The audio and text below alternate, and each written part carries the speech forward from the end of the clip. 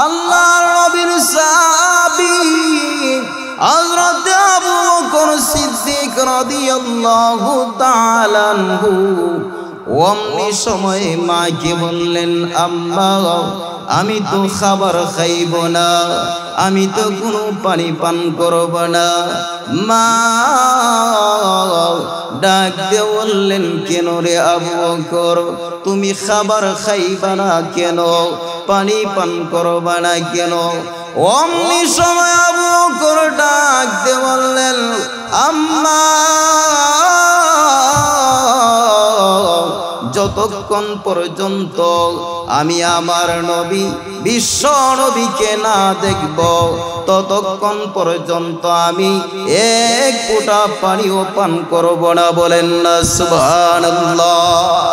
ভাইরা আমার, আল্লাহর নবীর সাহাবীর এই কথা শোনার পরে মা আশ্চর্য হয়ে বললেন, ও সন্তান, তোমার সম্প্রদায়ের লোকেরা আমাকে সাবধান করে দিয়েছে যাতে আমি তোমাকে মুহাম্মদের সাথে চলাফেরার জন্য নিষেধ করি। ও আবু বকর, তুমি মুহাম্মদকে ছেড়ে দাও।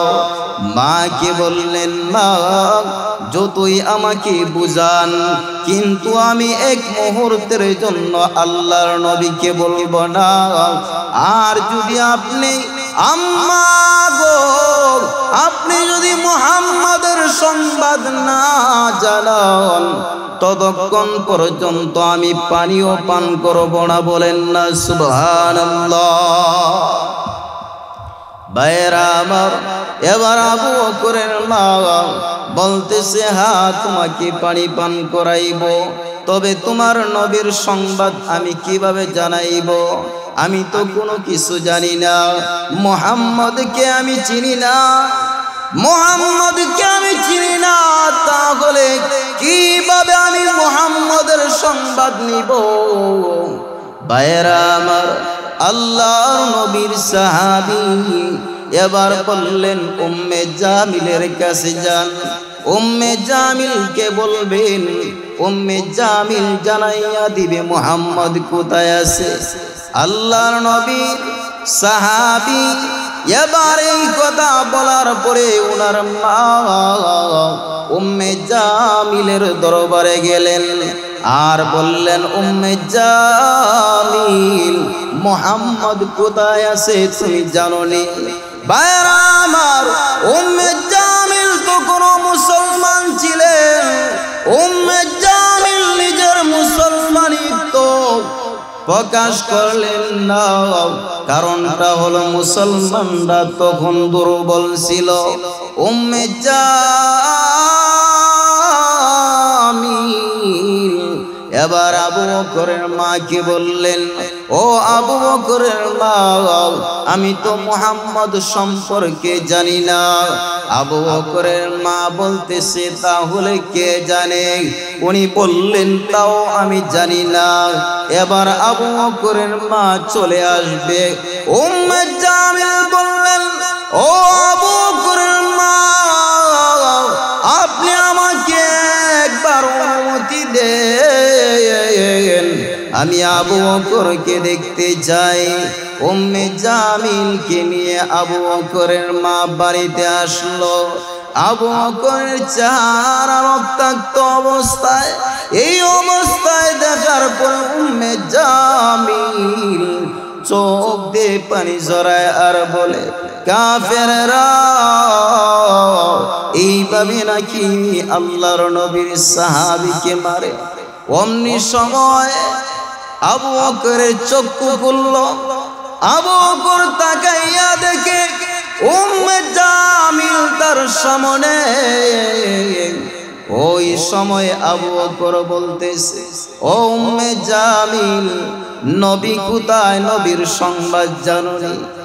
আবু বকরের দিকে ইশারা দিয়ে বলে, তোমার মা জেনে ফেলবে, কারণ আমি যে মুসলমান তোমার মা তো জানে না, তাহলে তোমার মা তো জেনে ফেলবে। ভাইরা আমার, অমনি সময় আবু বকর বললেন, ও উম্মে জামিল, তোমার কোন টেনশনের কোনো ভয় নাই।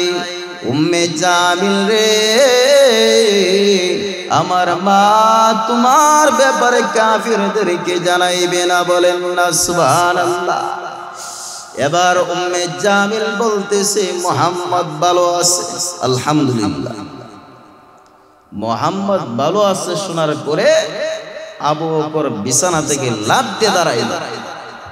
দাঁড়ানোর পরে বলতেছে আম্মা আমাকে মুহাম্মদের দরবারে নিয়ে যান, যতক্ষণ পর্যন্ত আমি মুহাম্মদকে না দেখব ততক্ষণ পর্যন্ত আমি পানিও পান করব না। এবার আবু বকরের মা উম্মে খায়র ডাক দিয়ে বললেন আবু বকর, তুমি তো বললাই তোমার নবী যে সময় ভালো থাকবে, এই সংবাদ শোনার পরে তুমি খাবার খাইবে, এখন বলতেছো নবীকে না দেখে তুমি খাবার খাইবে না। আবু বকর রে, তুমি মাত্র আমার একটি মাত্র সন্তান। ও আবু বকর, তুমি যদি খাবার না খাও আমি মা সহ্য করতে পারবো না। আবু বকর রে, তুমি ধৈর্য ধারণ করো, আমি মা তোমাকে গভীর রাত্রি বেলায় যে সময় কোনো কাফের থাকবে না, কোনো বেঈমান থাকবে না, ওই সময় তোমাকে নবীর দরবারে নিয়ে যাব। আবু বকর বললেন ধৈর্য ধারণ করলাম। এবার যে সময় সন্ধ্যা হয়ে গেল, রাত্র গভীর হয়ে গেল, আবু বকর রাদিয়াল্লাহু তাআলা আনহুকে ওনার মা একটা ডেনার মধ্যে দুনিয়া আর উম্মে জামিল আর একটা ডেনার মধ্যে দুনিয়া, নবী যে সাহাবীর বাড়িতে আশ্রয় গ্রহণ করলেন, ওই সাহাবীর বাড়ির মধ্যে গেলেন।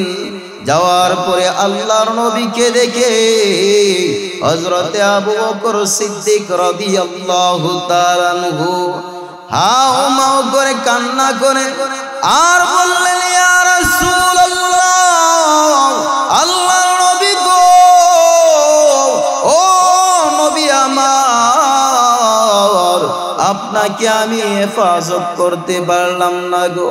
আমি সামনে দাঁড়াইলাম যাতে আপনার গায়ের মধ্যে তীর না আসে, আমি পিছনে দাঁড়াইলাম যাতে আপনার গায়ের মধ্যে তীর না আসে, আমি ডান দিকে তাকাইলাম যাতে আপনার গায়ের মধ্যে তীর না আসে, ওগো নবীজি বাম দিকেও তাকাইলাম যাতে আপনার গায়ের মধ্যে তীর না আসে।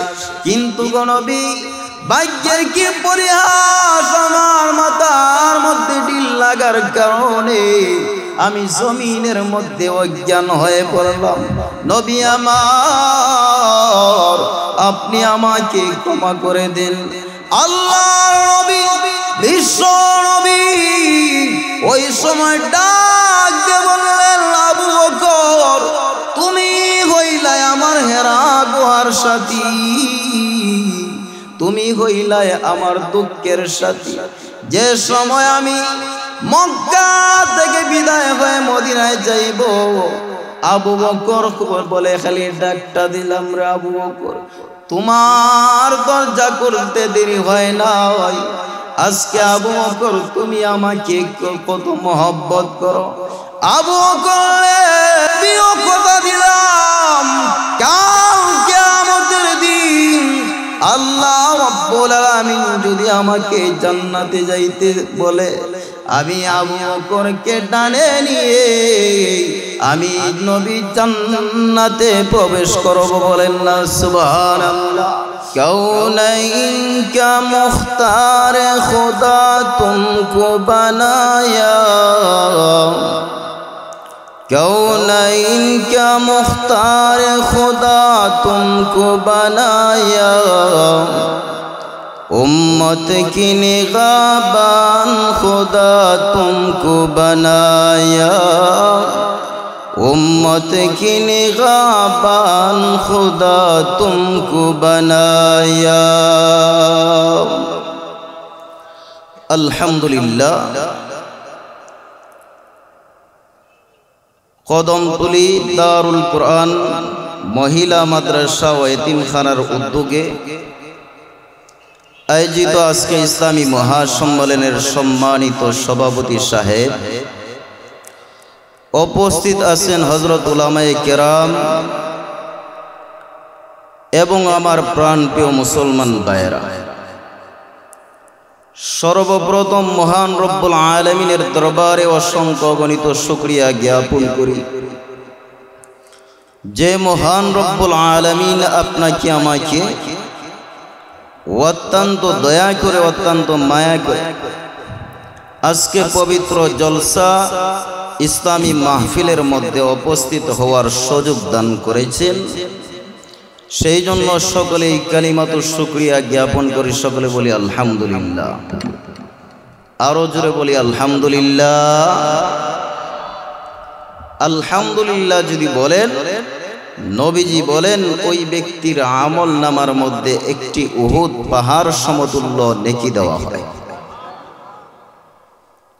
এই যে সুবহানাল্লাহ বলছেন, নবীজি বলেন সুবহানাল্লাহ এবং আলহামদুলিল্লাহ উভয়টা যদি একত্রিত কোনো বান্দা বলে, নবীজি বলেন তামলা আও তামলা আনে ফিল মিজান বাইনাস সামাওয়াতি ওয়াল আরদ। আল্লাহ রাব্বুল আলামিন ওই ব্যক্তির আমল নামার মধ্যে মিজানের পাল্লা পরিপূর্ণ করে নেকি দেন এবং আসমানের যত ফাঁকা জায়গা রয়েছে, জমিনের যত ফাঁকা জায়গা রয়েছে, ওই ফাঁকা জায়গা পরিপূর্ণ করে ওই ব্যক্তির আমল নামার মধ্যে নেকি দেওয়া হয়। বলেন শুধু তাই নয়, আল্লাহর নবী বিশ্ব নবী রাহমাতাল লিল আলামিন বলেন, ও দুনিয়ার মানুষেরা, আল্লাহ রাব্বুল আলামিন এই সুবহানাল্লাহর বরকতে আল্লাহ ওই ব্যক্তিকে এমন একটা নেকি দান করেন, কিয়ামতের দিন এই নেকিটাকে যদি মিজানের পাল্লাতে তোলা হয় আর গোটা পৃথিবীটাকে যদি সাত আসমান সাত জমিনকে যদি আরেক পাল্লার মধ্যে রাখা হয়, তাহলে এই সুবহানাল্লাহর পাল্লাটা বাড়ি হয়ে যায়। বলেন না সুবহানাল্লাহ।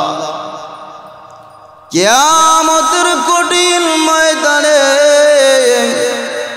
আল্লাহ ডাক দিয়ে বলবেন জাহান্নামীদেরকে, জাহান্নামীরা তোমরা জাহান্নামে চলে যাও।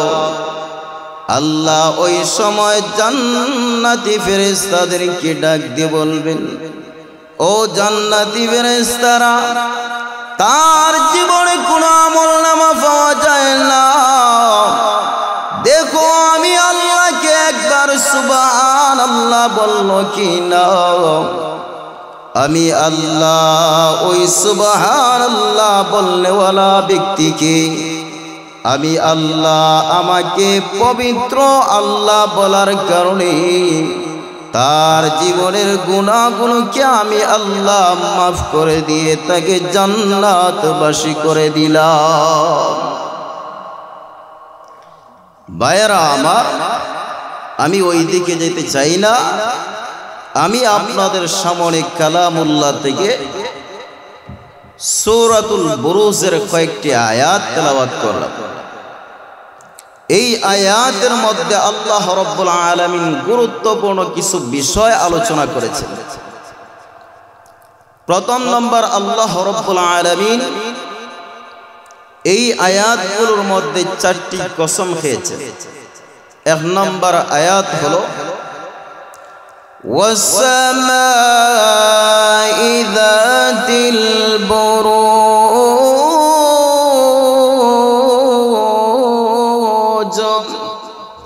আল্লাহ নক্ষত্র বিশিষ্ট আসমানের শপথ করেছেন। ওয়াল ইয়াউমিল মাউউদ, এবং কিয়ামতের দিবসের শপথ করেছেন। ওয়া শাহিদু ওয়া মাশহুদ, এবং আল্লাহ রাব্বুল আলামিন 3 নম্বরে এবং 4 নম্বরে শুক্রবার এবং আরাফার দিনের শপথ করেছে। এরপরে আল্লাহ রাব্বুল আলামিন বলেন কুতিলা আসহাবুল উখদুদ, যে গর্ত খননকারীরা ধ্বংস হয়ে গেছে। এখন গর্ত খননকারীরা কারা? যারা মুসলমানরা নির্যাতিত হয়েছে, ওই মুসলমানদেরকে বারবার যারা আঘাত করেছে ওদেরকে আল্লাহ রাব্বুল আলামিন বলতেছে গর্তকারীরা ধ্বংস হয়ে যাক, ধ্বংস হয়ে গেছে। বর্তমানে আমার সমাজের মধ্যে দেখা যায় রাষ্ট্রের মধ্যে ইসকন নামক একটা সংগঠন যারা মুসলমানদেরকে কষ্ট দিতেছে, ওই সমস্ত মুসলমানদের বিরোধী যারা আছে তাদেরকে আল্লাহ রাব্বুল আলামিন সম্বোধন করে বলতেছে গর্তকারীরা ধ্বংস হয়ে যায়, ধ্বংস হয়ে গেছে। বলেন ঠিক না বেঠিক? মুসলমানরা এখন ঘুমাইলে চলবে না, সজাগ হইতে হবে, ঠিক না বেঠিক? ভাইরা আমার, মুসলমান সম্প্রদায় শুধু এখন নির্যাতিত কষ্ট ভোগ করে নাই, বরং অতীতেও কষ্ট ভোগ করেছে, ঠিক না বেঠিক? ইসলামের প্রাথমিক যুগে আল্লাহর নবী বিশ্ব নবী যে সময় দাওয়াত দিতেন, ওই সময় নবীজি কাফির কুফারদের নির্যাতনের কারণে নিজের জন্মভূমি ছেড়ে মদিনায় চলে গেছেন, ঠিক না বেঠিক?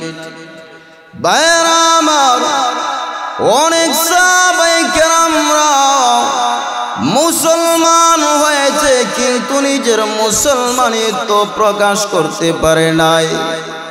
কারণটা কি? বিধর্মী যারা রয়েছে তারা মুসলমানদেরকে কষ্ট দেয়, গোপনে গোপনে নবীজিও দাওয়াত দেয়, প্রকাশ্যে দাওয়াত দিতে পারে না। আল্লাহর নবী বিশ্ব নবী সাহাবায়ে কেরামদেরকে বলে দিলেন, ও সাহাবীরা, তোমরা গোপনে প্রকাশ্যে দাওয়াত দিবাই না, গোপনে দাওয়াত দিবা, আর প্রকাশ্যে নামাজ পড়তে পারবা না, বরং গোপনে গোপনে নামাজ পড়বা। কারণটা কি? আমরা মুসলমানের সংখ্যাটা হলো কম, যার কারণে এখন প্রকাশ্যে দাওয়াত যদি দেও তাহলে মুসলমানের সংখ্যা কম হওয়ার কারণে কাফির কুফারেরা মুসলমানদের উপর নির্যাতন করা হবে। ওই সময় মুসলমানের সংখ্যা কম হওয়ার কারণে মুসলমানগণ ধ্বংস হয়ে যাবে, ঠিক না বেঠিক? ভাইরা আমার, যে সময় মুসলমানের সংখ্যা 40 জন হয় না,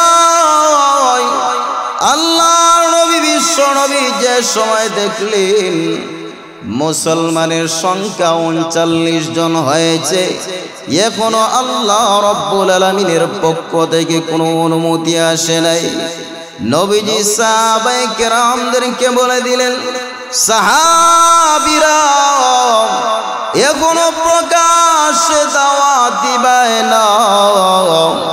কারণটা হলো আমাদের সংখ্যাটা হলো কম, ঠিক না বেঠিক? 39 জন। ভাইরা আমার, কিন্তু সাহাবায়ে কেরামরা আল্লাহর নবী বিশ্ব নবীকে বললেন, ইয়া রাসূলুল্লাহ, ইয়া হাবিবাল্লাহ, আল্লাহর নবী গো, আমাদেরকে অনুমতি দিয়ে দিন। আল্লাহর নবী বিশ্ব নবী বললেন, না, অনুমতি দেওয়া যাবে না। ভাইরা আমার, এবার আবু বকর সিদ্দিক রাদিয়াল্লাহু তাআলা আনহু আল্লাহর নবীকে বললেন, ইয়া রাসূলুল্লাহ, ইয়া হাবিবাল্লাহ, আল্লাহর নবী গো, আপনি আমাকে একবার অনুমতি দিয়ে দিন। আল্লাহর নবী বিশ্ব নবী অনুমতি দিতে চান না। বললেন আবু বকর তোমাকে এখনো অনুমতি দেওয়া যাবে না। ভাইরা আমার, হযরতে আবু বকর সিদ্দিক রাদিয়াল্লাহু তাআলা আনহু এবার নবীকে বললেন, নবী আমার, আপনি আমাকে একবার অনুমতি দিয়ে দেন। ভাইরা আমার, আল্লাহর নবী বিশ্ব নবী রাহমাতাল লিল আলামিন হযরতে আবু বকর সিদ্দিকের কারণে আল্লাহর নবী অনুমতি দিয়ে দিলেন। আর বললেন, আবু বকর তোমাকে অনুমতি দিলাম, তুমি যাও। নবীও আবু বকরের সাথে চললেন। হযরতে আবু বকর সিদ্দিক রাদিয়াল্লাহু তাআলা আনহু মিছিল সহকারে কাবাতে চলে গেলেন। আর গিয়ে মুসলমানদের উদ্দেশ্যে ভাষণ দিলেন। আর ভাষণ দেওয়া শেষ হলো। এবার দেখা যায় কাফিরদের লিডার উতবা ইবনে রবিয়া সে দলবল নিয়ে মুসলমানদের উপর হামলা দেওয়া শুরু করেছে। বলেন না নাউজুবিল্লাহ। ভাইরা আমার, উতবা ইবনে রবিয়া আল্লাহর নবীকে লক্ষ্য করে নবীর উপর ঢিল মারতেছে। আল্লাহর নবী এবার দেখা যায় রক্তাক্ত হয়ে যাইতেছে। অমনি সময় আল্লাহর নবীর সাহাবী হযরত আবু বকর সিদ্দিক রাদিয়াল্লাহু তাআলা আনহু নবীজির সামনে দাঁড়াইয়া যায়। যেই দিকে নবীর উপর আঘাত চলে আসে ওই দিকে আবু বকর সামনে চলে যায়। ডান দিকে আঘাত আসে আবু বকর ডানে চলে যায়। বাম দিকে আঘাত আসে আবু বকর বাম দিকে চলে যায়। সামনে আঘাত আসে আবু বকর সামনে চলে যায়। পিছনে আঘাত আসে আবু বকর পিছনে চলে যায়। আল্লাহর নবী বিশ্ব নবীকে এইভাবে আবু বকর হেফাজত করতে লাগলেন। বলেন না সুবহানাল্লাহ। ভাইরা আমার, এইভাবে আবু বকরকে হেফাজত করতে করতে এবার হঠাৎ করে আবু বকর সিদ্দিক রাদিয়াল্লাহু তাআলা আনহুর মাথাতে একটা আঘাত লাগে। আঘাত লাগার সাথে সাথে আবু বকরের মাথা দিয়ে অনেক রক্তক্ষরণ হলো। আবু বকর প্রতিমধ্যে জমিনের মধ্যে পড়ে গেলেন। অমনি সময় বনি তামিম আবু বকরের সম্প্রদায় আবু বকরকে নিয়ে আবু বকরের মায়ের কাছে গেল আর বলল, ও আবু বকরের মা, তোমাকে সাবধান করে দিতেছি, তোমার সন্তান মুসলমানদের সাথে চলাফেরা করে সে নাকি মুসলমান হয়ে গেল। ও আবু বকরের মা, আপনাকে সাবধান করে দিলাম আর যাতে মুহাম্মদের সাথে না যায়। আজকে যদি আবু বকর মুহাম্মদের সাথে তাকিয়া দুনিয়া থেকে যদি বিদায় হয়ে যাইত তাহলে কেমন অবস্থা হইত।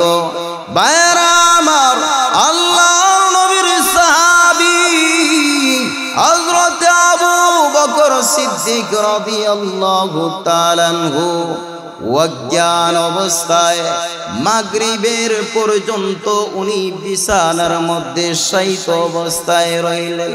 ভাইরা আমার, এবার গোত্রের সম্প্রদায়ের লোকেরা বলতেছে, ও আবু বকরের মা, আবু বকরের জ্ঞান ফিরার পরে আবু বকরকে খানা পানি পান করাইবা, আবু বকরের সেবা যত্ন করবা। আর ভাইরা আবার, আবু বকর সিদ্দিক রাদিয়াল্লাহু তাআলা আনহুর জ্ঞান সন্ধ্যাবেলা ফিরিয়ে আসলো। অমনি সময় আবু বকরের মা আবু বকরকে বলতেছেন, ও আমার সন্তান, তুমি খানা খাও আর পানি পান করো। কারণটা হলো তুমি তো সারাদিন ভরা কোনো খাবার খাও নাই রে। ও আমার সন্তান, মা পানির গ্লাস কিনিয়ে আবু বকরের সামনে গেলেন। আল্লাহর নবীর সাহাবী হযরত আবু বকর সিদ্দিক রাদিয়াল্লাহু তাআলা আনহু অমনি সময়ে মাকে বললেন, আম্মা আমি তো খাবার খাইব না, আমি তো কোনো পানি পান করব না। মা ডাক দিয়ে বললেন, কেন রে আবু বকর, তুমি খাবার খাইবা না কেন, পানি পান করবা না কেন? অমনি সময় আবু বকর ডাক দিয়ে বললেন, আম্মা যতক্ষণ পর্যন্ত আমি আমার নবী বিশ্ব নবীকে না দেখব ততক্ষণ পর্যন্ত আমি এক ফোঁটা পানিও পান করব না। বলেন না সুবহানাল্লাহ। ভাইরা আমার, আল্লাহর নবীর সাহাবীর এই কথা শোনার পরে মা আশ্চর্য হয়ে বললেন, ও সন্তান, তোমার সম্প্রদায়ের লোকেরা আমাকে সাবধান করে দিয়েছে যাতে আমি তোমাকে মুহাম্মদের সাথে চলাফেরার জন্য নিষেধ করি। ও আবু বকর, তুমি মুহাম্মদকে ছেড়ে দাও। মাকে বললেন, মা যতই আমাকে বুঝান, কিন্তু আমি এক মুহূর্তের জন্য আল্লাহর নবীকে বলবো না। আর যদি আপনি আম্মা গো, আপনি যদি মুহাম্মদের সংবাদ না জানান ততক্ষণ পর্যন্ত আমি পানিও পান করব না। বলেন না সুবহানাল্লাহ। ভাইরা আমার, এবার আবু বকরের মা বলতেছে, হ্যাঁ তোমাকে পানি পান করাইব, তবে তোমার নবীর সংবাদ আমি কিভাবে জানাইব? আমি তো কোনো কিছু জানি না, মুহাম্মদকে আমি চিনি না, মুহাম্মদকে আমি চিনি না, তাহলে কিভাবে আমি মুহাম্মদের সংবাদ নিব? ভাইরা আমার, আল্লাহর নবীর সাহাবী এবার বললেন, উম্মে জামিলের কাছে যান। উম্মে জামিলকে বলবেন, উম্মে জামিল জানাইয়া দিবে মুহাম্মদ কোথায় আছে। আল্লাহর নবীর সাহাবী এবার এই কথা বলার পরে ওনার মা উম্মে জামিলের দরবারে গেলেন আর বললেন, উম্মে জামিল, মুহাম্মদ কোথায় আছে তুমি জানো নি? ভাইরা আমার, উম্মে জামিল তো কোনো মুসলমান ছিলেন, উম্মে জামিল নিজের মুসলমানিত্ব প্রকাশ করলেন না। কারণটা হলো মুসলমানরা তখন দুর্বল ছিল। উম্মে জামিল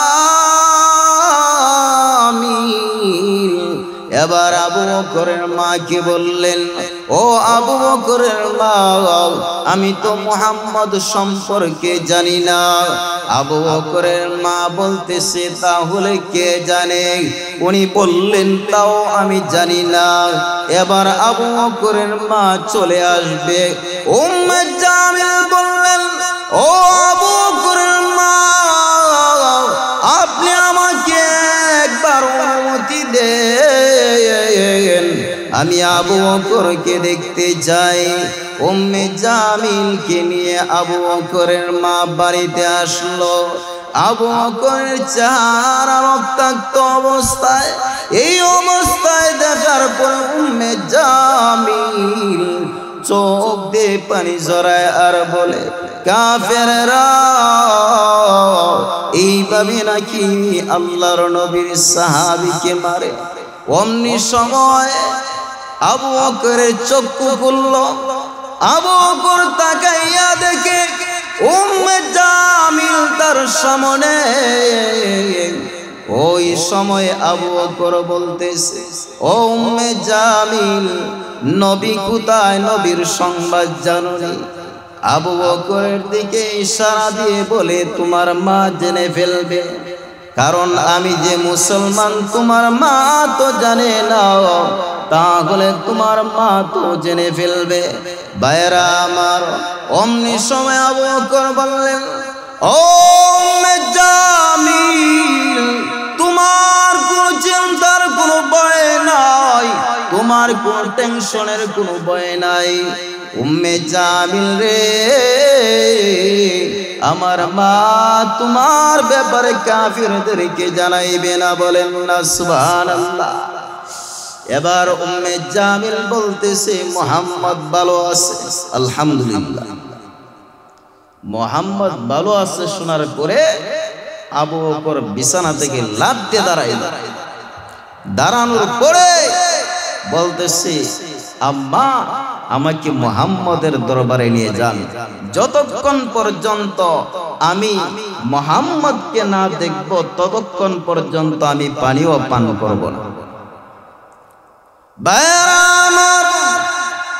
এবার আবু বকরের মা উম্মে খায়র ডাক দিয়ে বললেন, আবু বকর তুমি তো বললাই তোমার নবী যে সময় ভালো থাকবে, এই সংবাদ শোনার পরে তুমি খাবার খাইবে, এখন বলতেছো নবীকে না দেখে তুমি খাবার খাইবে না।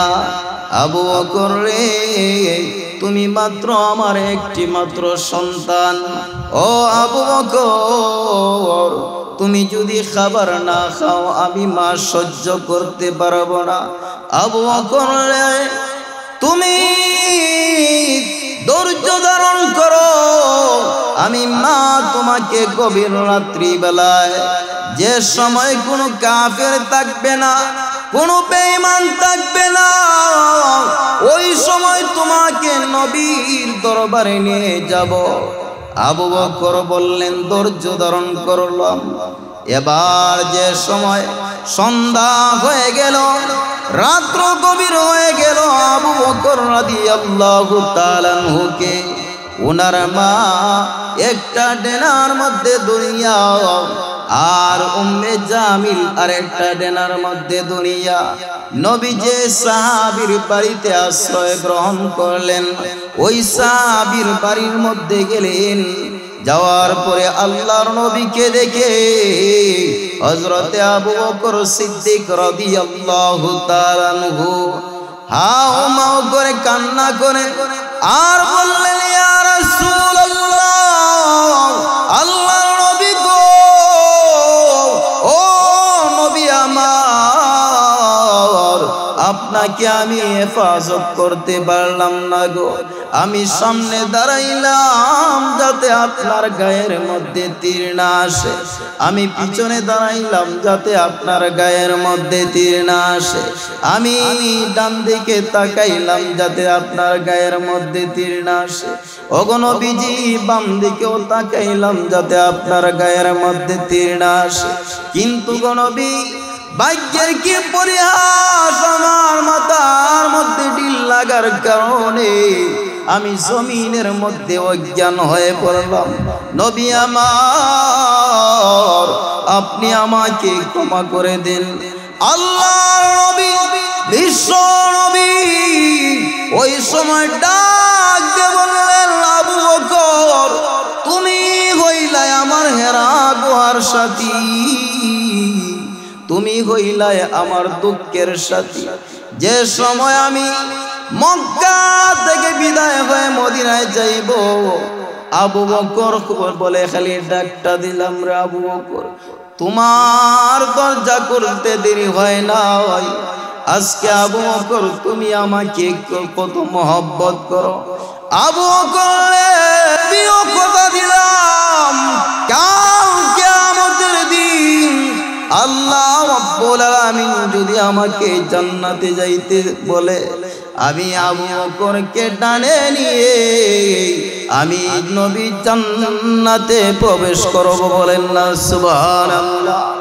ভাইরা আমার, শুধু মুসলমানদেরকে এইভাবে শাস্তি দেওয়া হয় না, মুসলমানকে এত শাস্তি দেওয়া হয়েছে।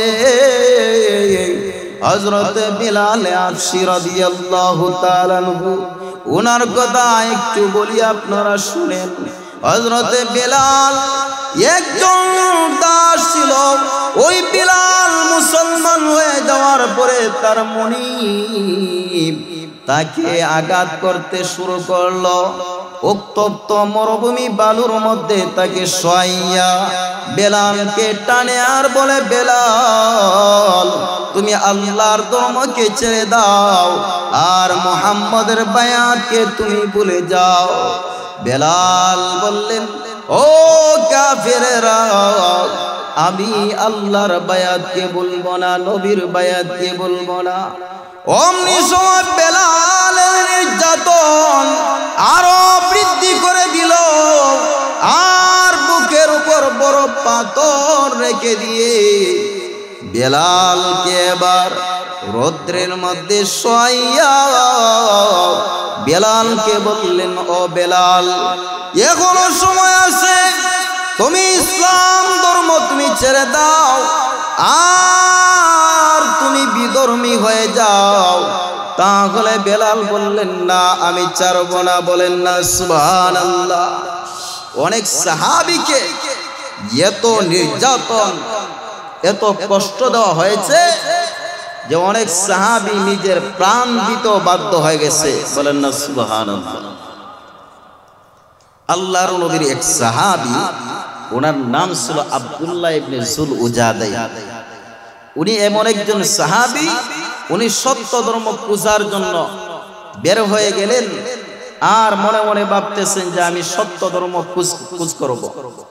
উনি সত্য ধর্ম খোঁজার জন্য উনি বের হয়ে গেলেন। মদিনার মধ্যে গিয়ে পাইলেন আল্লাহর নবী বিশ্ব নবীকে পাওয়ার পরে উনি নবীর হাতের মধ্যে বায়াত গ্রহণ করে ফেললেন। বলেন না সুবহানাল্লাহ। বায়ারা আমার, এবার আল্লাহর নবীর সাহাবী হযরত আব্দুল্লাহ ইবনে জুলজাদাইন রাদিয়াল্লাহু তাআলা আনহু আল্লাহর নবীর কাছে বায়াত গ্রহণ করিয়া নবীকে বলতেছে, ইয়া রাসূলুল্লাহ, ইয়া হাবিবাল্লাহ, আমাকে শিক্ষা দেন কিভাবে মুসলমানদের সাথে চলতে হবে, কিভাবে ইসলামের আইন কানুন মানতে হবে। আল্লাহর নবী বিশ্ব নবী রাহমাতাল লিল আলামিন আইন কানুন শিক্ষা দিলেন আর বললেন, ও আব্দুল্লাহ ইবনে জুলজাদাইন, তুমি মুসলমান হয়ে গেলা, এবার থেকে তুমি 5 ওয়াক্ত নামাজ পড়বা। কিন্তু এখন আমরা মুসলমান 5 ওয়াক্ত নামাজ পড়ব দূরের কথা, নামাজের কথা বললে উলামায়ে কেরাম যদি বলে নামাজের জন্য আসেন, নামাজ পড়েন, তাবলীগের জামাত যদি বলে নামাজ পড়েন, মুরব্বীরাও বলে যে আমার সময় নাই। কিন্তু স্যার হোস্টেলের মধ্যে টিভি দেখার সময় আছে, ঠিক আছে? ঠিক দেখবেন যুবককে বলা হয়, ও যুবক তুমি নামাজে আসো, বলবে প্যান্টটা ভালো না অথবা লঙ্গিটা ভালো না, ঠিক না বেঠিক? আমি ভুল বলছি? তাহলে বোঝা গেল আমাদের নামাজের প্রতি, এমনকি আমরা নামাজ পড়ি, বছরকে বছর নামাজ পড়ি, কিন্তু আমরা একদিন ইমাম সাহেবকে বলি নাই যে হুজুর আমাকে নামাজ শিক্ষা দেন। না ভাই, আমাদের বলতে হবে যে হুজুর নামাজ কিভাবে পড়বো এটা আমাকে শিক্ষা দেন। হুজুর শিক্ষা দিলে নামাজটা যদি সহি মোতাবেক হয়, আমি যদি নামাজ পড়ি, এই নামাজ কবুল করবেন কে? ভাইরা আমার, আল্লাহর নবীর সাহাবী আব্দুল্লাহ ইবনে জুলজাদাইন রাদিয়াল্লাহু তাআলা আনহু এবার মুসলমান হয়ে যাওয়ার পরে বলতেছেন, ইয়া রাসূলুল্লাহ, ইয়া হাবিবাল্লাহ, আপনি আমাকে নামাজ শিক্ষা দেন। আল্লাহর নবী বিশ্ব নবী তাকে 5 ওয়াক্ত নামাজ শিক্ষা দিলেন। এবার বললেন, ও আব্দুল্লাহ, মুসলমানদের মসজিদে যে সময় আযান হয়ে যাবে ওই সময় তুমি 5 ওয়াক্ত নামাজ পড়বা আর প্রত্যেক ওয়াক্তের মধ্যে তুমি আল্লাহর কাছে দোয়া করবা যাতে আল্লাহ তোমার জিন্দেগীর গুনাহগুলো মাফ করে দিয়ে তোমার জিন্দেগীর মধ্যে যে গুনাহ হয়েছে এই গুনাহ সমপরিমাণ যাতে নেকি দিয়ে দেয়। বলেন না সুবহানাল্লাহ। ভাইরা আমার, আল্লাহর নবীর সাহাবী হযরত আব্দুল্লাহ ইবনে সুলুজাদাইন রাদিয়াল্লাহু তাআলা আনহু এবার বাড়ির দিকে রওনা হয়ে গেলেন। বাড়ির দিকে রওনা হয়ে যাওয়ার পরে প্রতিমধ্যে ওনার মাথার মধ্যে এই জিনিসটা আসলো, আমার বাবা তো মুসলমান নয়, আমার আম্মা তো মুসলমান নয়, আমার চাচা তো মুসলমান নয়। এবার যদি আমি বাড়িতে যাই তাহলে আমার আম্মা কি বলবে, আমার আব্বা কি বলবে, আমার চাচার কাছে আমি কি উত্তর দিব। এই কথা উনি চিন্তা করে আবার এক কদম সামনে দেয়, আবার এক কদম পিছনে নিয়ে আসে। কারণটা হলো যে মুসলমান যার সংসারটা মুসলমান নয়, সে যদি মুসলমান হয় কি নির্যাতন আপনারা বুঝছেন না, কিন্তু যারা মুসলমান হয়েছে তারা বুঝে। আমার সাথে লেখাপড়া করছে একজন সাথী ভাই, উনি ছিল খ্রিস্টান, উনি মুসলমান হয়ে আশ্রয়স্থল গ্রহণ করলো মুসলমানদের ছায়ার তলে। উনি মুসলমান হওয়ার পরে ওনার আব্বা ওনার মা ওনাকে ধরে নিয়ে জিঞ্জিল বান্ধা বললেন, সন্তান তুমি যদি মুসলমান হয়ে যাও তাহলে তোমাকে আমি ত্যাজ্যপত্র করে দিব, আর যত ধন সম্পদ আছে কোনো ধন সম্পদ তুমি পাইবা না। এবার বললেন কোনো ধন সম্পদ লাগবে না। ভাইয়েরা আমার, ওই সময় ওই বান্দাকে বলতেছে ধন সম্পদ লাগবে না, তুমি মুসলমান হইবা, তাহলে দেখো তুমি কতদিন মুসলমান থাকতে পারো। ওনাকে একটানা 7 দিন পর্যন্ত বেঁধে রাখা হয়েছে, কোনো ভাত পানি দেওয়া হয় না। তখন উনি একবার কঙ্কালের মতো হয়ে গেছে। এরপরে উনি আঘাতের পরে আঘাত খাইলেন, ওনাকে মারপিট করা হলো। এরপরে উনি হঠাৎ করে রাত্রির গভীরে আল্লাহর কাছে ক্রন্দন করিয়া উনি জুড়ে টান দিলেন জিঞ্জিলের মধ্যে, জিঞ্জিল ছিঁড়ে গেল। জিঞ্জিলের খাত থেকে রেহাই পাইয়া উনি বের হয়ে এই যে আমাদের সুনামগঞ্জের তাবলিগের আমির আনোয়ার হোসেন সাহেব, আমাদের উস্তাদ, ওনার কাছে আসার পরে বলতেছে, হুজুর আমি তো একজন খ্রিস্টান ছিলাম, আমি এখন আপনার মাদ্রাসা মধ্যে পড়তে চাই। আনোয়ার সাহেব হুজুর বললেন, ঠিক আছে তুমি আজকে থেকে তোমার সবকিছু আমি ফ্রি করে দিলাম। বলেন না সুবহানাল্লাহ। তাহলে বোঝা গেল বর্তমানে যদি অত কষ্ট হয়, যে সময় ইসলামটা একবারে নিবিলুপ্ত হয়ে গেছে, এই সময় মুসলমান বলতে অনেক কম ছিল, ওই সময় যদি কেউ মুসলমান হইতো তাহলে তার অবস্থাটা কেমন হইতো। আল্লাহর নবীর সাহাবী হযরত আব্দুল্লাহ ইবনে সুলুজাদাইন রাদিয়াল্লাহু তাআলা আনহু এবার একটা কদম সামনে দেয় আর একটা কদম পিছনে নিয়ে আসে। অমনি সময় উনি সিদ্ধান্ত গ্রহণ করে ফেললেন, হায় আমি মুসলমানদের হাতে বায়াত গ্রহণ করলাম, আল্লাহর নবী বিশ্ব নবীর হাতে বায়াত গ্রহণ করলাম। এতে যদি আমার জীবন চলে যায়, যাক কোনো সমস্যা নাই, আমি বাড়িতে চলে যাইব। আর বন্ধ করে দরজা বন্ধ করে আমি নামাজ আদায় করব, কেউ আমার নামাজ দেখবে না। এই চিন্তা করে উনি বাড়িতে রওনা দিলেন। আর বাড়িতে পৌঁছার পরে মসজিদে, মুসলমানদের মসজিদে আজান হয়ে গেল। আসসালাত আসসালাম বলে আজান দেওয়া হলো। আল্লাহু আকবার, হাইয়া আলাস সালাহ, এইভাবে আজানের ধ্বনি দেওয়া হলো। এই আজানের ধ্বনি শোনার পরে উনি সুন্দর মতে ওযু করিয়া উনি জায়নামাজের মধ্যে দাঁড়াইয়া গেলেন। আর জায়নামাজে দাঁড়াইয়া উনি নামাজ আদায় করতেছে। ভাইরা আমার, অমনি সময় ওনার মা উনি বুঝতে পেরে তাকে বলতেছে, ও আমার সন্তান, তুমি মাত্র আমার একটি আদরের সন্তান, তুমি কি মুসলমান হয়ে গেলা? তুমি দরজা বন্ধ করে দিয়ে কি যেন আদায় করো রে সন্তান, তুমি কি মুসলমান হয়ে গেলা? সন্তান বললেন, ও আমার আম্মা, আমি মুসলমান হই নাই, কারণ ঈমানটা গোপন রাখছে। নবীজি বললেন, প্রকাশ কইরো না। ভাইরা আমার, ওই সময় তার আম্মা বলতেছে, ও আব্দুল্লাহ ইবনে জুলজাদাইন, তুমি যদি এবার মুসলমান হয়ে যাও সন্তান, তোমার আব্বা যদি তোমাকে জানতে পারে তাহলে তোমাকে বাড়ির মধ্যে জায়গা দিবে না, আমাকেও বাড়িতে থাকতে দিবে না, আমাকেও মেরে ফেলবে, তোমাকেও মেরে ফেলবে। ভাইরা আমার, এইভাবে কিছুদিন চলতে থাকে। উনি গোপনে গোপনে নামাজ পড়ে। হঠাৎ করে একদিন ওনার চাচা লক্ষ্য করে দেখলেন উনি নামাজের মধ্যে দরজাকে বন্ধ করিয়া উনি নামাজের মধ্যে দাঁড়াইয়া গেলেন। অমনি সময় তার চাচা দরজার ফাঁক দিয়ে দেখে উনি নামাজ পড়তেছে। ভাইরা আমার, ওই সময় নামাজ শেষ করিয়া উনি মুনাজাত করবে, আর দরজার মধ্যে কোরআন নাড়ায় আর বলে, আব্দুল্লাহ, দরজা খুল রে সন্তান, দরজা খুল।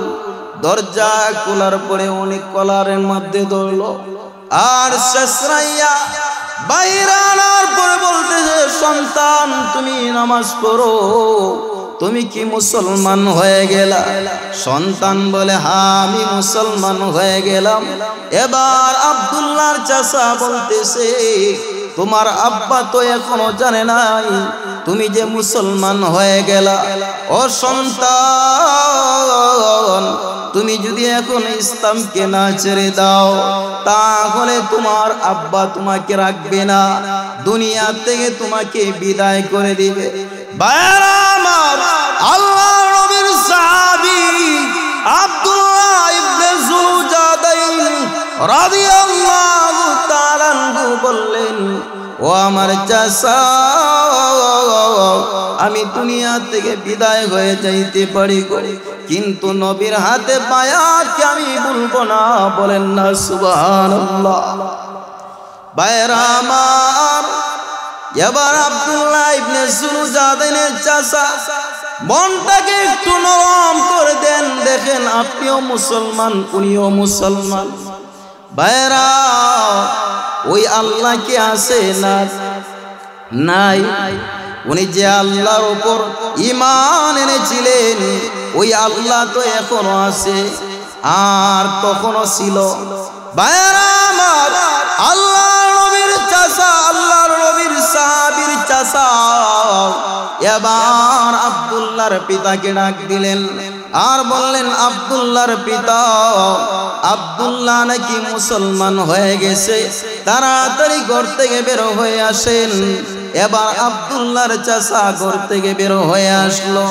ঘর থেকে বের হয়ে আসলো, তার বাবাও ঘর থেকে বের হয়ে আসলো। আসার পরে বাবা বলতেছে, ও আব্দুল্লাহ, তুমি ইসলামকে ত্যাগ করে নাও আর মুসলমানিত্ব ত্যাগ করে নাও, না হলে তোমাকে আমরা মেরে ফেলবো।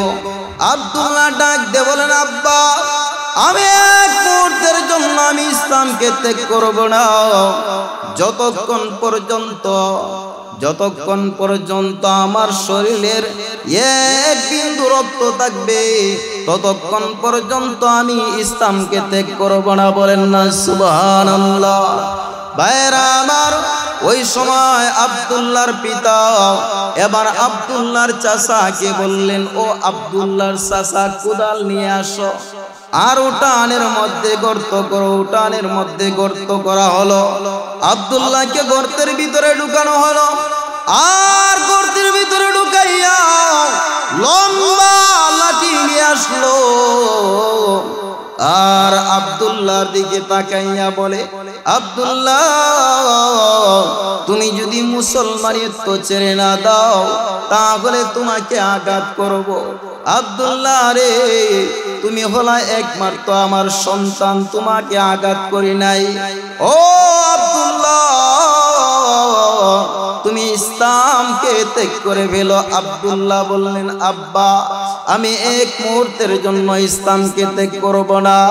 ভাইরা আমার, প্রতিমধ্যে আব্দুল্লাহর পিতা আঘাত করতে লাগলেন। আব্দুল্লাহ রক্তাক্ত অবস্থা আঘাতকে সহ্য করতেছেন। প্রতিমধ্যে সহ্য করার পরে একবার এক পর্যায়ে আব্দুল্লাহ বেহুশ হয়ে গেল আর জমিনের মধ্যে পড়ে গেলেন। আব্দুল্লাহ ইবনে সুলুজাদাইন অজ্ঞান অবস্থায় জমিনের মধ্যে পড়ে গেলেন। ওই সময় আব্দুল্লাহর পিতা বললেন, ও আব্দুল্লাহর চাচা, তুমি আব্দুল্লাহর জন্য পানি নিয়ে আসো। আব্দুল্লাহকে হুঁশ ফিরাও। আব্দুল্লাহর কপালের মধ্যে পানি দেওয়া হলো, আব্দুল্লাহর বুকের মধ্যে পানি দেওয়া হলো। আব্দুল্লাহ এবার হুঁশ ফিরে আসলো। আব্দুল্লাহ ইবনে সুলুজাদাইন হুঁশ ফিরার পরে আব্দুল্লাহর চাচা বলতেছে, ও আব্দুল্লাহ তুমি এখনো মুসলমানিত্ব ছেড়ে দাও, আল্লাহর নবীর বায়াতকে তুমি ভুলে যাও। আব্দুল্লাহ বললেন, আমি এক মুহূর্তের জন্য বলবো না। ভাইরা আমার, এইভাবে আব্দুল্লাহকে আবার আঘাত করা শুরু করলো। আঘাতের পরে আঘাত আব্দুল্লাহ সহ্য না করতে পেরে আব্দুল্লাহ আবার অজ্ঞান হয়ে গেলেন। অজ্ঞান হওয়ার পরে আব্দুল্লাহর মাথার মধ্যে, চৌকের মধ্যে পানি দেওয়া হলো। আব্দুল্লাহর হুঁশ ফেরার পরে এবার বলতেছেন, ও আব্দুল্লাহ তুমি মুসলমানিত্ব ছেড়ে দাও আর আল্লাহর নবীর বায়াতকে তুমি বলে যাও। আব্দুল্লাহ ইবনে সুলুজাদাইন রাদিয়াল্লাহু তাআলা আনহু বললেন, না আমি মুসলমানিত্ব তার ছাড়ব না। এরপরে আবার আঘাত করা শুরু করলো। আর আব্দুল্লাহর মা আব্দুল্লাহকে আড়াল থেকে দেখে দেখে কান্না করে। মা যতই সন্তান অপরাধ করুক, কিন্তু মা সন্তানের অপরাধকে ক্ষমা করে দেয়, ঠিক না বেটি? সারাদিন আপনি কোথায় রয়েছেন, মা যদি ঘরের মধ্যে আপনাকে না দেখে, আমাকে না দেখে, আর মনে মনে ভাববে আমার সন্তানটা কোথায়, সন্তান আমার নাই করে আমার মনটা শান্তি নাই, ঠিক না বেটি? ভাইরা আমার, আব্দুল্লাহর মা ঠিক তেমনি ভাবে সন্তানের প্রতি মায়া অশ্রু চোখ দিয়ে বের হয় আর কান্দে, সন্তান তুমি ইসলামটা তো ছেড়ে দিলে, তোমার আব্বাই তোমাকে প্রহার করে না আর মারতো না রে সন্তান, কিন্তু আজকে দেখা যায় তোমার বাবা তোমাকে কোনোদিন মারে নাই, আজকে ইসলামের জন্য তোমার বাবা তোমাকে মারলো। ভাইরা আমার, এবার আব্দুল্লাহ ইবনে সুলুজাদাইন তিনবার অজ্ঞান হওয়ার পরে 3 নাম্বার বার আব্দুল্লাহ ইবনে সুলুজাদাইন চোখের মধ্যে পানি দেওয়া হলো, মাথার মধ্যে পানি দেওয়া হলো, কিন্তু আব্দুল্লাহর জ্ঞান ফিরে না। আব্দুল্লাহর চাচা এবং পিতা মনে মনে ভাবলো, মনে হয় আব্দুল্লাহ দুনিয়া থেকে বিদায় হয়ে গেছে। বিদায় আব্দুল্লাহকে রেখে ওনারা কান্না করে করে ওনারা বাড়িতে চলে গেলেন, রুমের মধ্যে চলে গেলেন।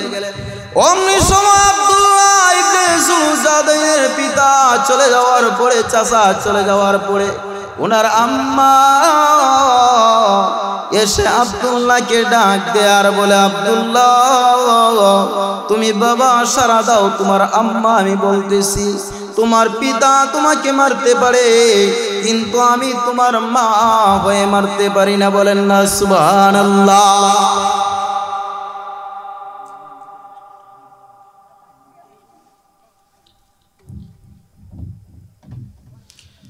ভাইরা আমার, এটা সুসংবাদ, আপনারা যে মেহমানের জন্য এতক্ষণ পর্যন্ত অপেক্ষা করতেছেন, ওই মেহমান আমাদের এই মহিলা মাদ্রাসার মধ্যে উপস্থিত হয়ে গেছেন। সুন্দর বয়ান করে, আমি চিনি আমার ভাইকে, ওই ভাই খুব সুন্দর আলোচনা করেন। দেখবেন ওনার আলোচনা শুনে মুগ্ধ হয়ে যাবেন। সকলে বলি আলহামদুলিল্লাহ। উনি চলে আসছেন, আমরা শুনে যাইব তো ওনার বয়ান। ভাইরা আমার, আমি বলতেছিলাম আব্দুল্লাহ ইবনে জুলজাদের মা এবার আব্দুল্লাহকে বলতেছেন, ও আব্দুল্লাহ তুমি জবাব দাও। আব্দুল্লাহ কোনো সারা শব্দ নাই। আব্দুল্লাহর মা এবার হাতটাকে বাঁশির মতো বানাইয়া, সিংহার মতো বানাইয়া আব্দুল্লাহর মাথার কানের মধ্যে নিয়ে আব্দুল্লাহকে বলতেছেন, আব্দুল্লাহ তুমি বাবা উঠে যাও, তোমার বাবা তোমাকে মারতে পারে, কিন্তু আমি মা, যে মা গর্ভধারণ করলাম কষ্ট করে, যে মা প্রসব করলাম কষ্ট করে, লালন পালন করলাম কষ্ট করে, ওই মা তোমাকে ডাকতেছি, তুমি উঠে যাও। আব্দুল্লাহ অমনি সময় আব্দুল্লাহর হাত পা নড়তে শুরু করলো। আব্দুল্লাহর জ্ঞান ফিরে আসলো। আব্দুল্লাহ তাকাইয়া দেখে তার মা তাকে মারে নাই, তার মা কান্না করে। আব্দুল্লাহ এবার মাকে ডাকতে বললেন, মা কেন আপনি আমাকে মারেন না? আপনিও আমাকে একটু মারেন না গো, আপনিও আমাকে একটু মারেন না। আব্দুল্লাহর মা ডাক দিয়ে বলে, আব্দুল্লাহ রে, আমি মা তোমাকে মারতে পারি না, আমি মা জানি আমার সন্তানটার কতটুকু কষ্ট হয়েছে। ও আব্দুল্লাহ, তোমার যদি নবীর দরবার ভালো লাগে তাহলে তুমি নবীর দরবারে চলে যাও। আব্দুল্লাহ ইবনে জুলজাদাইন নবীর দরবারে চলে যাইবে, কিন্তু ওনার গায়ের মধ্যে সব জামা ছিঁড়ে ফেলে গেছে। আব্দুল্লাহ ডাকতে বলে, আম্মা আমার গায়ে তো কোনো জামা নেই, যে জামা ছিল এই জামা তো রক্তাক্ত হয়ে গেছে, ছিঁড়ে গেছে। মা বললেন, বাবা আমার চাদর মুবারকটা তোমাকে দ্বিখণ্ডিত করে দিয়ে, এক খণ্ড দিয়ে তোমার লজ্জাস্থান রেখে দিয়ে তোমার নবীর দরবারে তুমি চলে যাও।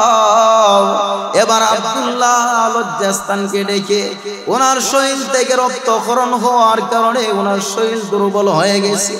আব্দুল্লাহ হাঁটতে পারে না, শরীরের সবটুকু ক্ষমতা দিয়ে উনি হাঁটা শুরু করলেন। হাঁটতে হাঁটতে মদিনার দিকে রওনা হয়ে গেলেন। প্রতিমধ্যে দেখা গেল হাদিসের পরিভাষায় রাত 12টা বা 11টার দিকে হবে। হাদিসের পরিভাষায় বোঝা যায় এমন সময় উনি রওনা দিলেন। আর আব্দুল্লাহ হাঁটতে পারে না, হাঁটতে পারে না, আস্তে আস্তে হেঁটে হেঁটে উনি ওনার গন্তব্য দিকে রওনা হয়ে গেলেন। প্রতিমধ্যে ফজরের আযান শুরু হয়ে যাবে। অমনি সময় আব্দুল্লাহ শুনতে পেলেন বেলাল রাদিয়াল্লাহু তাআলা আনহুর আযান।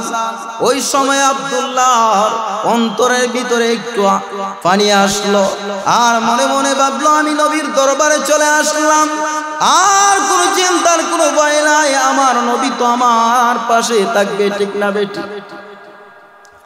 ভাইরা আবার আব্দুল্লাহ ইবনে জুলজাদাইন রাদিয়াল্লাহু তাআলা আনহু এরপরে দেখলেন উনি হাঁটতে পারেন না, উঠে দাঁড়াইতে পারেন না, হামাগুড়ি দিয়ে চলতে শুরু করলেন। যেইভাবে আমাদের সেনাবাহিনীরা চলে, জমিনের মধ্যে কনি দিয়ে কনির উপর বর দিয়ে যে চলে, ঠিক না বেটি? আব্দুল্লাহ ইবনে জুলজাদাইনের ট্যাঙ্ক চলে না, আব্দুল্লাহ হামাগুড়ি দিয়ে যে চলতে শুরু করলেন। ভাইরা আমার, চলতে চলতে মসজিদে নববীর কাছে গেলেন। যাওয়ার পরে দেখা যায় হযরতে বেলাল রাদিয়াল্লাহু তাআলা আনহু ইকামত দিতেছেন। উনি মনে মনে ভাবতেছিলেন, আজকে আমি এতদিন একা একই দরজা বন্ধ করে অপ্রকাশ্যভাবে নামাজ পড়লাম, আজকে আমি নবীজির পিছনে নামাজ পড়ব, কতই না আনন্দের বিষয়। কিন্তু উনি দাঁড়াইতে পারেন না, ওযু করবে দূরের কথা, উনি তো একটু হাঁটতেও পারেন না, হাত পাও নাড়াইতেও পারেন না। অমনি সময় উনি কান্না করে আর বলে, সাহাবীরা নবীর পিছনে তোমরা নামাজ পড়ো, আমি নবীর আশিক, আমি নামাজ পড়তে পারতেছি না। বলেন নবীর সাহাবী কান্না করে, দেখা যায় নবী সূরাতুল ফাতিহা পড়ার পরে নবীজি তেলাওয়াত করতে শুরু করলেন। তেলাওয়াত করতে করতে নবীজি ফজরের নামাজ শেষ করে দিলেন। অমনি সময় নবীর সাহাবায়ে কেরামরা নবীর দরবার থেকে চলে যাইতেছে। নামাজ শেষ হয়ে গেল। নামাজ শেষ হয়ে যাইলে তো আমরা চলে যাই, ঠিক না? ইমাম সাহেব নামাজ শেষ করে ফেলছে, আমরা চলে যাই না? চলে যাই। সাহাবায়ে কেরামদের মধ্যে দুইটি বিভক্ত হয়ে গেল। এক ভাগ চলে গেল, আর এক ভাগ নবীর পিছনে রয়ে গেল, নবীর সামনে রয়ে গেল। মুনাজাত করবে নবীর সাথে। আর আল্লাহর নবীর সাহাবীদের মধ্যে এক সাহাবী হলো হযরত ওমর ফারুক রাদিয়াল্লাহু তাআলা আনহু।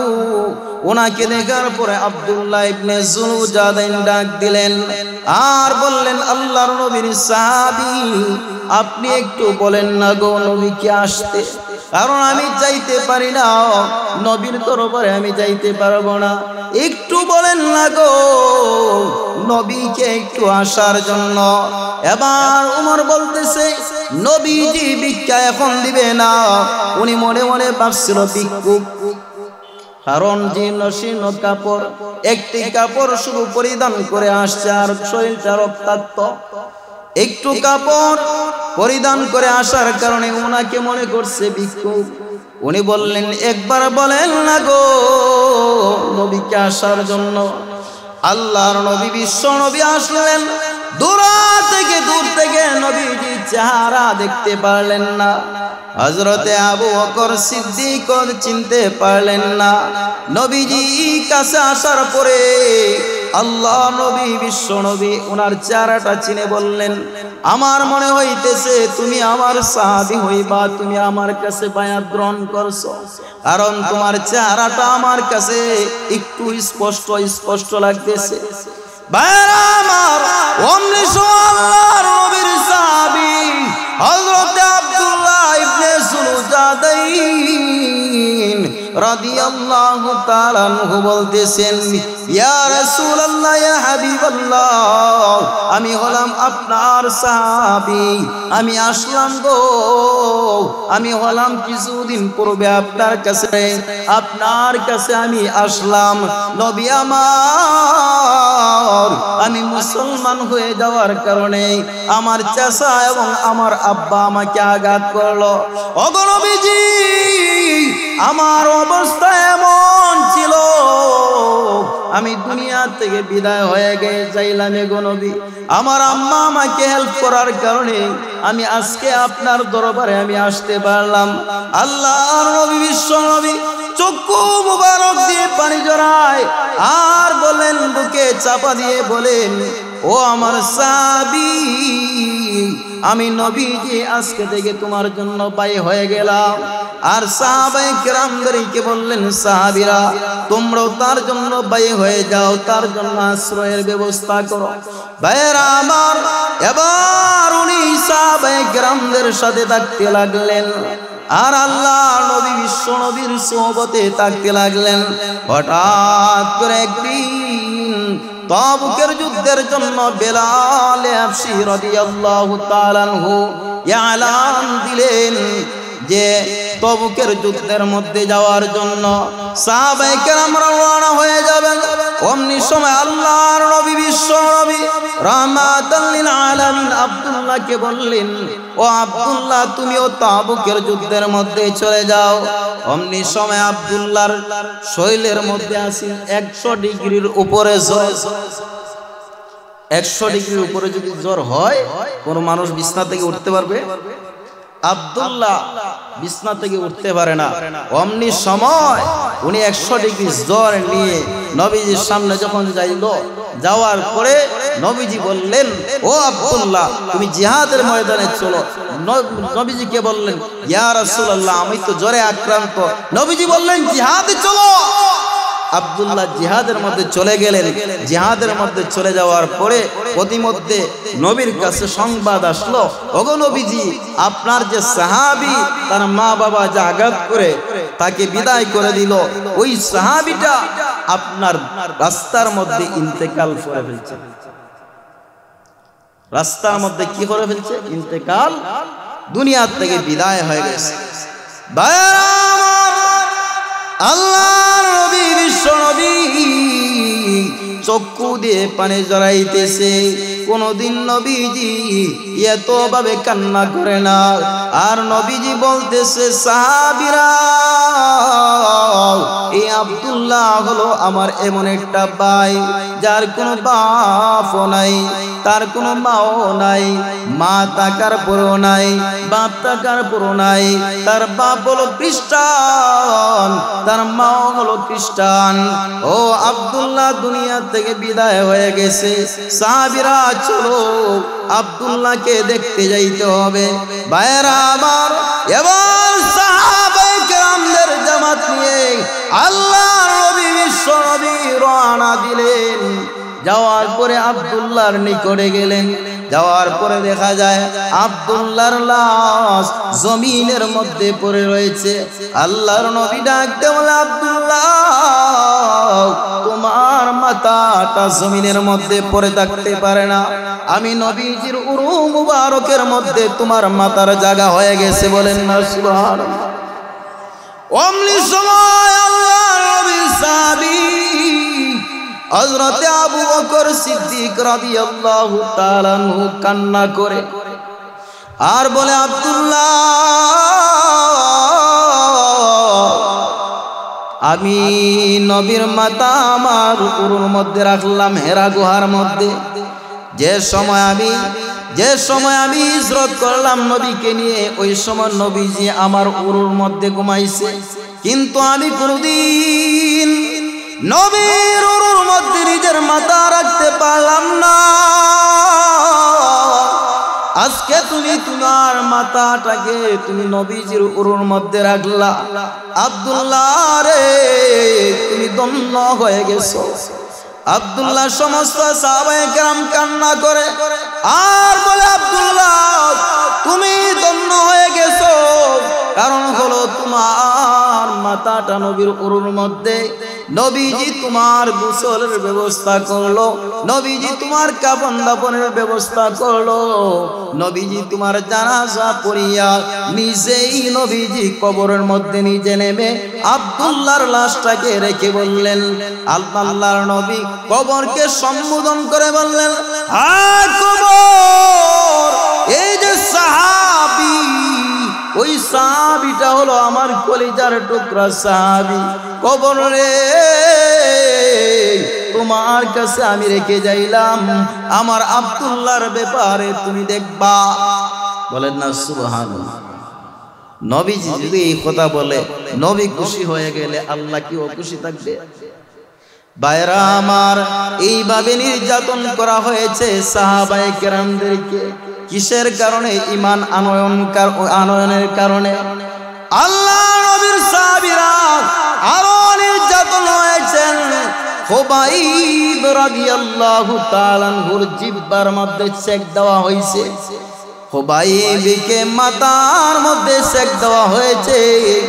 একবার ওমরে ফারুক রাদিয়াল্লাহু তাআলা আনহু বলতেছে, ইসলামের জন্য হযরত বিলাল হাবশী রাদিয়াল্লাহু তাআলা আনহু বেশি কষ্ট করলো।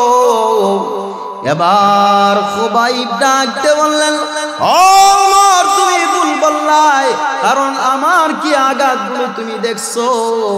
এবার খুবাইবকে বলতেছে, কি আঘাত? খুবাইব তার পরনের জামাটা খুলে দিলেন আর বললেন, দেখো আমার কেমন হয়েছে। দেখা যায় ওনার কোনো হাড় রয়েছে, গোশত কোনো বলতেই নাই ওনার পিঠের মধ্যে। বলা হলো, খুবাইব, তোমাকে এত আঘাত কিভাবে দেওয়া হলো?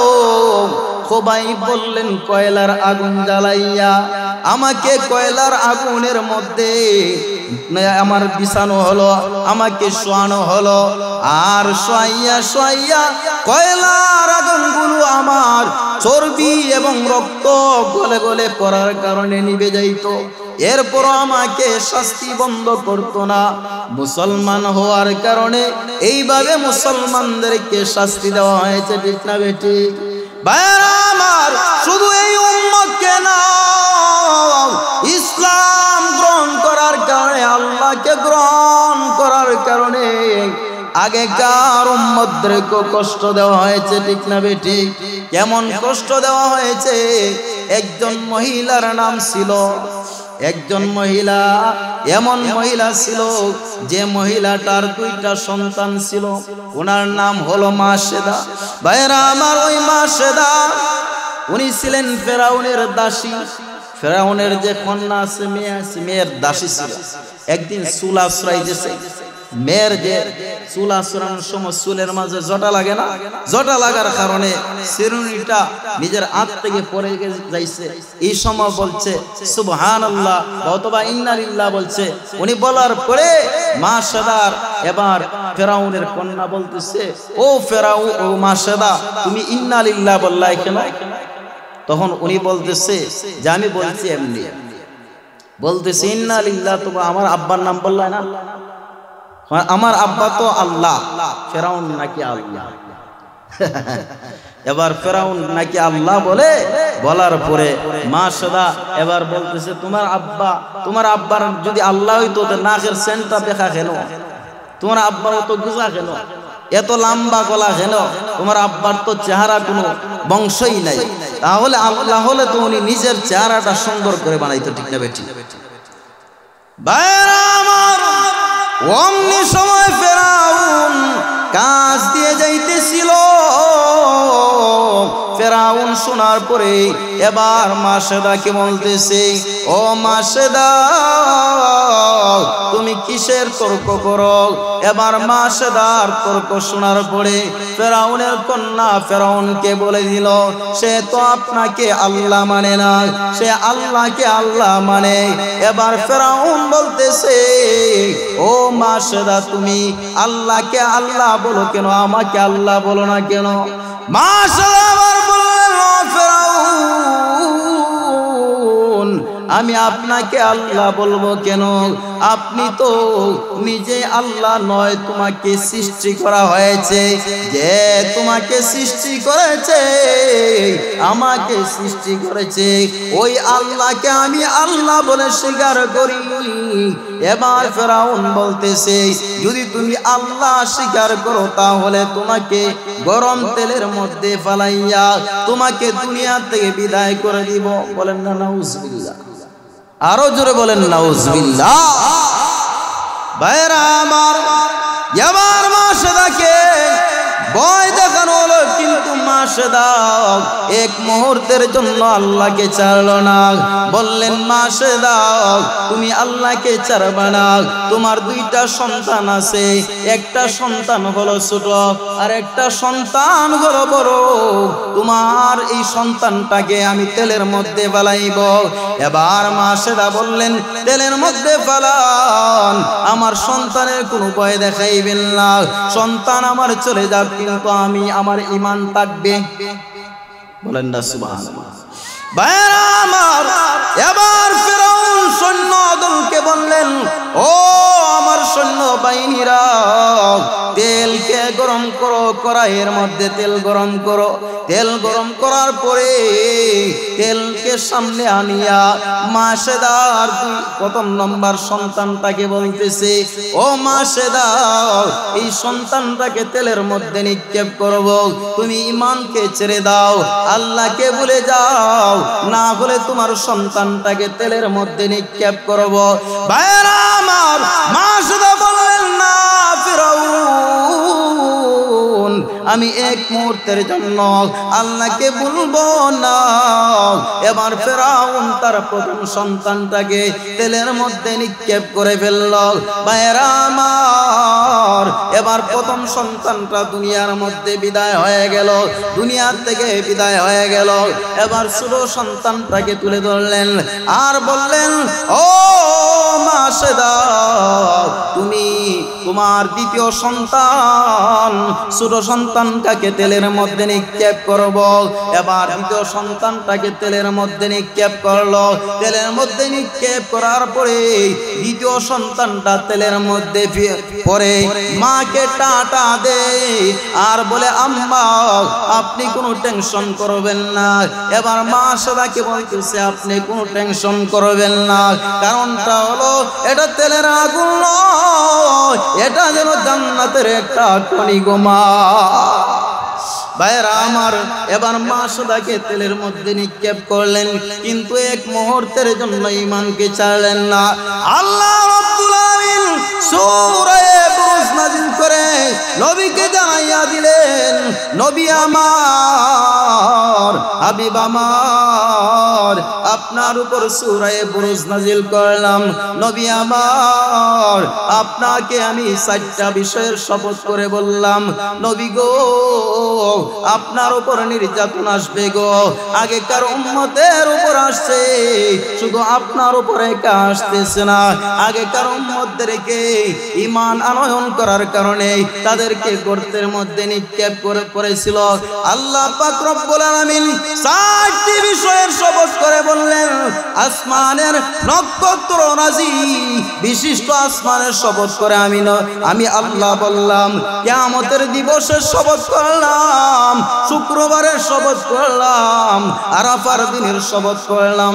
নবী আমার, যারা যে ঈমানদার তাদেরকে গর্তের মধ্যে নিক্ষেপ করা হয়েছে, ও নবী গো, ঈমানদারদেরকে নিক্ষেপ করার পরে ঈমানদাররা অকৃতকার্য হয়ে যায় না, ঈমানদাররা সফল কাম হয়েছে।